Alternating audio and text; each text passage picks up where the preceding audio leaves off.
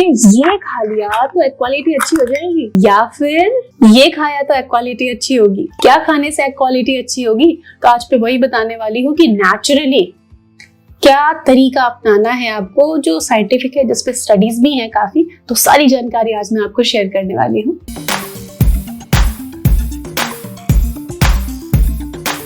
Friends, females में जब बढ़ती उम्र में कंसीव करती हैं तो सबसे ज्यादा उनको प्रॉब्लम आती है एग की क्वालिटी को लेकर। उनको रिकरेंट मिसकैरेजेस हो सकते हैं, कंसीव होना मुश्किल होता है, बेस्ट क्वालिटी का भ्रूण नहीं तैयार होता, तो सही से इम्प्लांट नहीं होता तो इम्प्लांट फेलियर समझते हैं। कई बार कंसीव हो जाता है, हार्ट बीट नहीं आती, फीटल पोल सीड नहीं होता फर्स्ट यूएसजी में।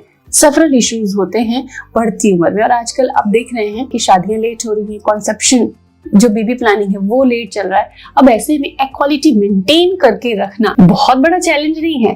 बस इतनी बात है कि आपको पता होना चाहिए कि क्या खाएं पिए, क्योंकि जो आप डाइट लेते हो, जैसा जीवन आप जीते हो, उससे आपकी एग क्वालिटी रहती है।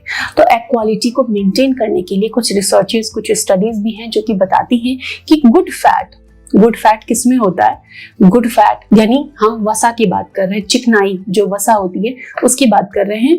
गुड फैट कैसे आपकी बढ़ती उम्र में भी एग की क्वालिटी को, आपके हार्मोन्स को, ओवेरीज को एजिंग के इफेक्ट से, नेगेटिव इफेक्ट से कैसे बचा के रखता है। सो इसी विषय पर जानकारी दूंगी।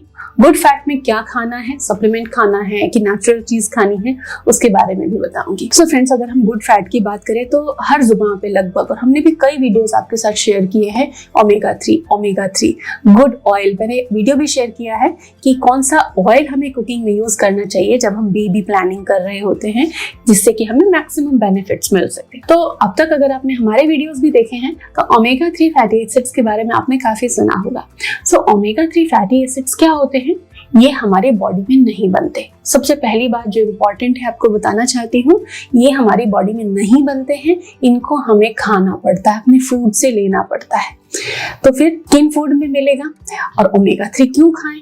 क्या इसी से एग क्वालिटी इंप्रूव होगी? क्या पुरुषों के लिए भी अच्छा है? क्या पीसीओडी में खा सकते हैं? किस किस प्रॉब्लम में हम खा सकते हैं? क्या हम गर्मी में भी खा सकते हैं? So what are the ideas, what are the tips?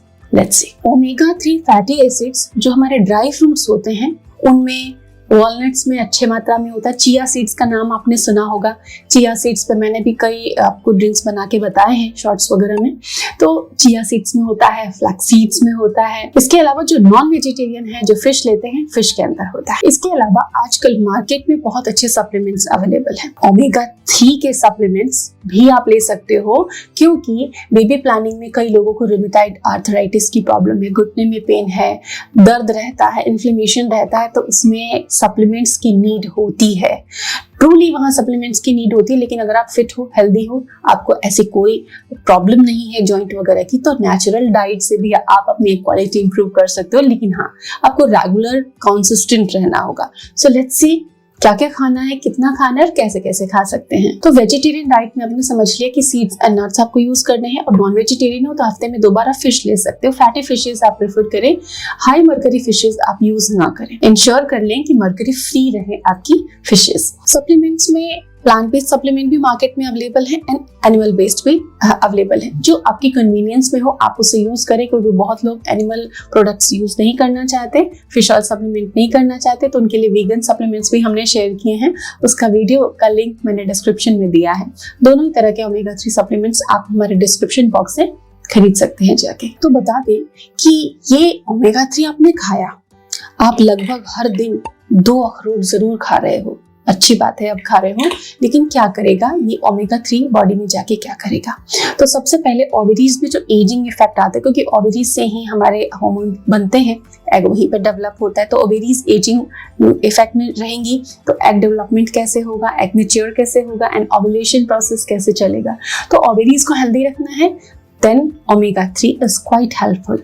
इसके अलावा एग की जो क्वालिटी होती है, ऑक्सीडेटिव स्ट्रेस से बचाना, उसके लिए ये ओमेगा 3 बहुत यूजफुल है। ये प्रोटेक्ट करता है एग को जल्दी डिके होने से। अगर आपके बॉडी में ओमेगा 3 स्टोर्ड है, तो जब आप कंसीव भी करते हो तो आपकी प्रेगनेंसी रिस्क में नहीं रहती, सेफ रहती है आपकी प्रेगनेंसी।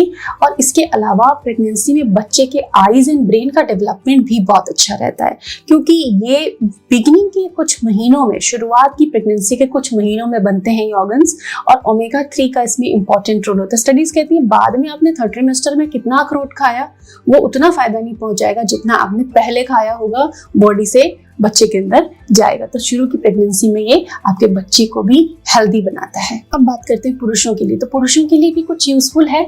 जी हाँ, बहुत यूजफुल है, आप जरूर खाएं, अपने हस्बैंड को भी खिलाएं। क्या करता है, तो स्पर्म की मॉर्फोलॉजी, स्पर्म का पैरामीटर्स जो होते हैं उनको ये इम्प्रूव करता है। मोटिलिटी, स्पर्म का काउंट, स्पर्म को हेल्दी रखना, इन सब चीजों में ओमेगा 3 यूजफुल है। सिंपल वॉलनट्स हर जगह अवेलेबल है, हर मौसम में अवेलेबल है, आप इसे कंज्यूम करें। एक दिन में कितना खाऊं, तो एक दिन में 2 से 3 अखरोट आप खा सकते हो। अब बात आती है कि कुछ लोग अखरोट खाते हैं तो उनको दिक्कत होती है पचने में, हो सकता है आपका डाइजेशन वीक हो। तो डाइजेशन कमजोर अगर है तो आप त्रिफला का इस्तेमाल चालू करें। त्रिफला डेली आप यूज करें और वॉलनट्स आप रेगुलर यूज करें, लेकिन भिगोकर। कई लोगों को कंफ्यूजन होता है कि ये तो ड्राई फ्रूट गर्म होते हैं, बॉडी में गर्मी कर देंगे, बॉडी हीट होने लग जाएगा। जी नहीं, ऐसा बिल्कुल भी नहीं होता। सीमित मात्रा में एक दिन बैठे और आपने 10 अखरोट खा लिए तो हो सकता है कि डाइजेशन में कुछ इश्यू हो आपको, लेकिन सीमित मात्रा में और रोज खाएंगे, बराबर खाएंगे तो आपको कोई दिक्कत नहीं होगी। हाँ, ड्राई फ्रूट्स में ड्राइड फॉर्म में उनमें थोड़ा पित्त रहता है। अगर आपकी पित्त की प्रवृत्ति है बॉडी में, आपके पित्त ज्यादा, तो हो सकता है पर्सन स्पेसिफिक प्रॉब्लम हो आपको, तो आप उसे भिगोएं। भिगोने के बाद उसको कंज्यूम करें डायरेक्टली, स्मूदी, ओटमील, किसी भी तरीके से आप उसे यूज कर सकते हैं, लेकिन आपको उसे कुक नहीं करना है, आपको उसे डायरेक्टली कंज्यूम करना है भिगोने के बाद में। So these are the few ideas that will help you in a baby plan journey.